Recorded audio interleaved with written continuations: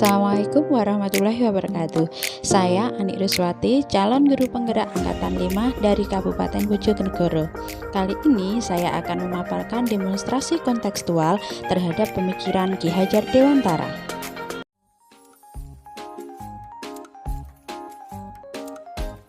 Ki Hajar Dewantara adalah seorang aktivis pergerakan kemerdekaan, kolumnis, politisi, dan pelopor pendidikan kaum pribumi sejak zaman penjajahan Belanda. Kiprahnya dalam memajukan anak bangsa membuat hari lahirnya dijadikan Hari Pendidikan Nasional. Pemikiran Ki Hajar Dewantara tentang pendidikan yang pertama yaitu menuntun anak mencapai kodratnya.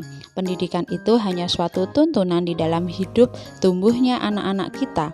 Artinya, hidup tumbuhnya anak itu terletak di luar kecakapan atau kehendak kita kaum pendidik.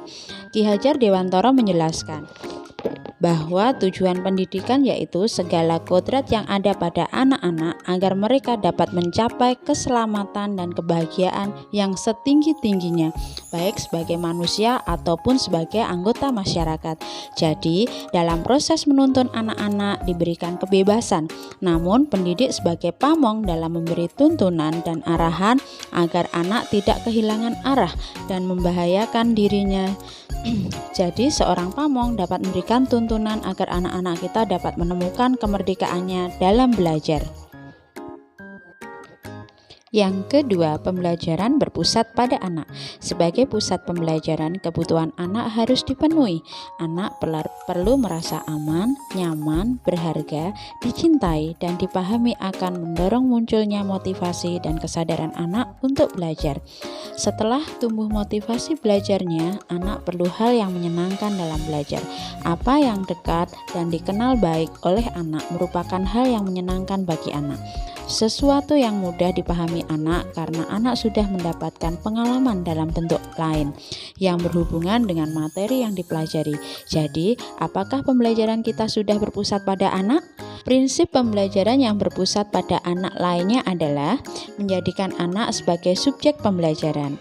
Sebagai subjek, anak-anak yang aktif membangun pengetahuan. Jika ternyata dalam pembelajaran, guru masih dominan dalam pembelajaran, maka ia sudah mengambil hak anak untuk memberdayakan dirinya.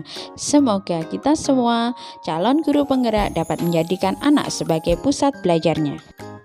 Yang ketiga, trilogi pendidikan. Ing ngarsa sung tulodo.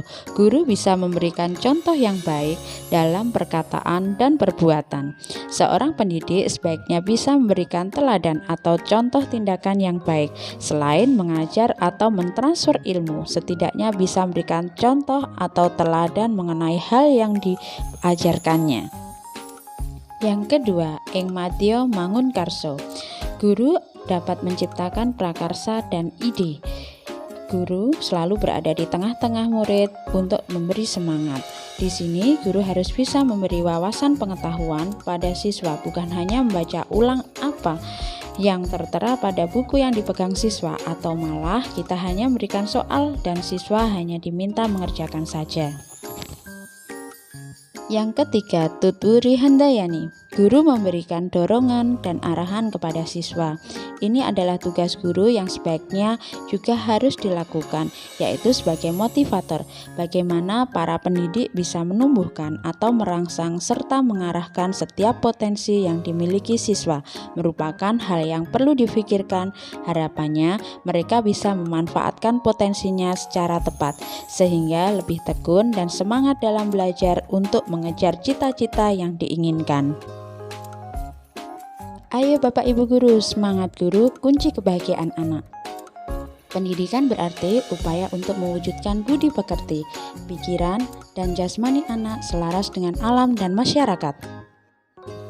Demikian yang bisa saya sampaikan. Lebih dan kurangnya saya mohon maaf. Salam belajar, salam bahagia, salam guru penggerak.